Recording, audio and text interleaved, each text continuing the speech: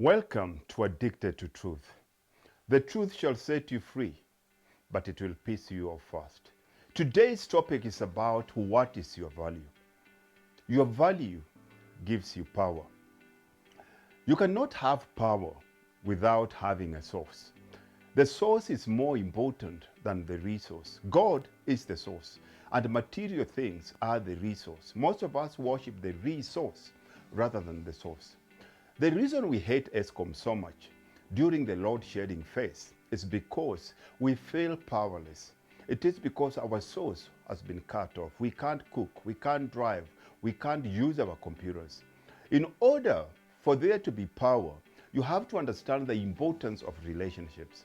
The whole world is run on relationships, and relationships are systems. If one is not working, it affects all the other systems in your life. We know the symbols of power in the physical world: money, sex, fame, accolades, titles. But you don't have power until you are submitted to something that ignites you and sets you aflame.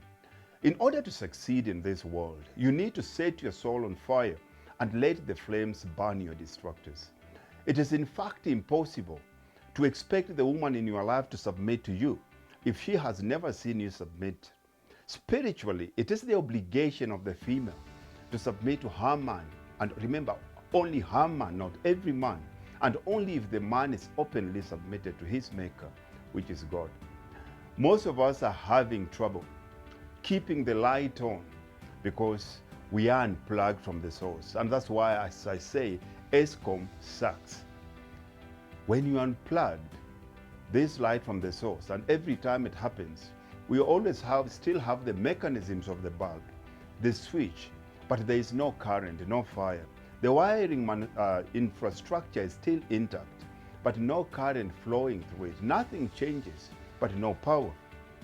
You're only able to be publicly powerful if you are grounded in privately.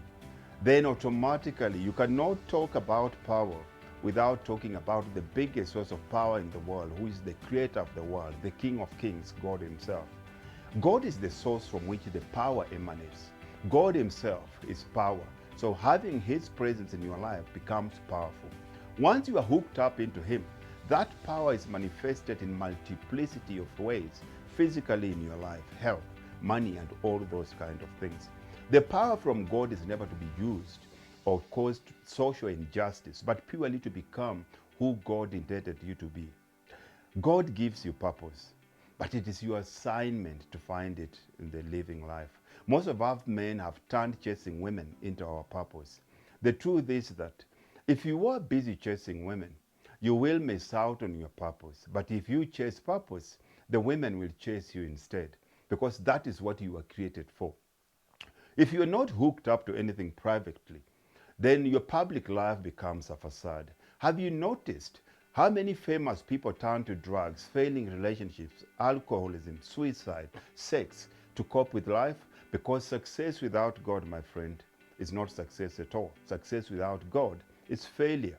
With the load shedding, I've always had my charged lights on, all shiny and bright. After the first 3 hours, the light becomes a blip. Why?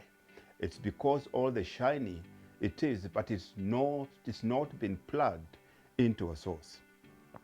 When someone is in the public eye, as you are, whether you're famous or not, we always say you in the spotlight.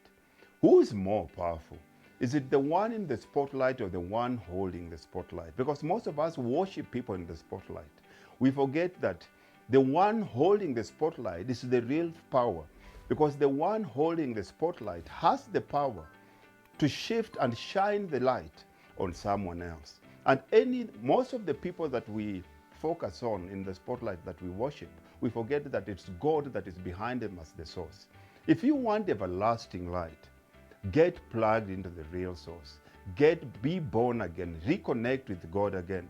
Most of us, we have superficial power like ESCOM. The sun powers the whole earth, and it never goes flat. The question is, why? It has to power the whole world, but we never have load shedding with the sun because it is plugged into the right source. When you're not plugged in right, and when you're not plugged into the right power, Then all of a sudden, most of us start looking for fake sources of power. We start making excuses. For men, we start looking for alternative source. And the quickest one is always blaming the women in our lives. We became angry with the women in our lives for not giving us the power that we so much crave. But we are asking her to give us power, my brother, that she doesn't really have. We start rearranging things in our external life. We start buying fast cars, doing drugs, tattoos, spending mindless hours in the gym, fast motorcycles, spending and wearing earrings and all those things. We start sleeping with people we had sworn never to sleep with ever because you know that you're running out of power and you're trying to plug into fake sources. Every man needs a cave, my friend, he can go to for peace of mind and just be himself and face all these demons. We all have demons. So only God can put you back and put back into you what you've lost. No other human being cannot do that because all of us are in the spotlight. Only through God are you able to soar like an eagle and run like a cheetah and not run out of strength or run out of power. Serving God is by doing his work, which you came in this world fully equipped to do. We have been deployed to fulfill our divine purpose, but unfortunately, majority of us will die trapped in employment. Your job is not your purpose, but there is purpose in your job. You find that purpose. What are you plugged into? Your wife, your husband, your job, your body, any of those will drop you quicker than me finishing pronouncing the word drop. None of the people and the relationship you have are secure and permanent. How can you plug into something that can change without notice? More unreliable grid than our ESCOM one. Only God stays the same yesterday, today, and tomorrow. Everything else in your life is at the mercy of change. Change becomes the innate law of life. God wants you to have power, but the right power from the right places. God does not mind us having things, but he does mind when things do have us. The cars, the homes, the relationship, the jewelry, the physical obsession with our bodies. God does not want those things to have us. Have you noticed how many people will change their appearance by changing their outfit, hairstyles, cars, homes, but refuse to change their negative thinking pattern? We challenge everything that God has given us, but we do not challenge this. In the book of Genesis, chapter 1, verse 27, we're told that God says, be fruitful and multiply, subdue, and have dominion over the earth. Now, when we look at this, God is giving us specific instructions, what we need to do for us to be able to dominate. It starts by saying that we need to be fruitful. Then he says we have to multiply our fruit, then replenish our fruit, then subdue it, and then with that comes full domination. So God blessed Adam and Eve first. God will never ask you what is not given you. So if we go back to the scriptures and you find the first commandment here is be fruitful. God expects you to be fruitful. You are created to be a productive man. God gives you the seed for you to turn into fruit. He didn't say be seedful. He said be fruitful, which means you have a seed. Find your seed. Ask God. Only the farmer knows where the seed is planted, or it ends up being choked by weeds. The second commandment that we are given in terms of world domination is multiply.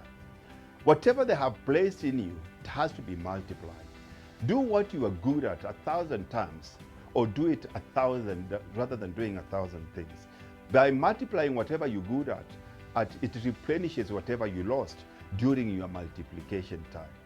Then the third commandment here, we are told to subdue. Subdue simply means control in Hebrew.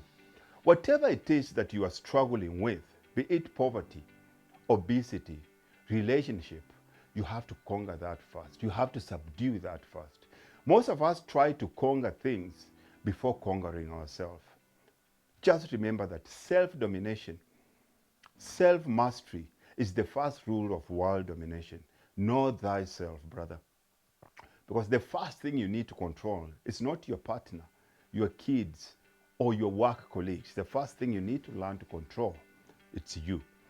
If you don't even have the courtesy to honor your words and not eat junk and start exercising?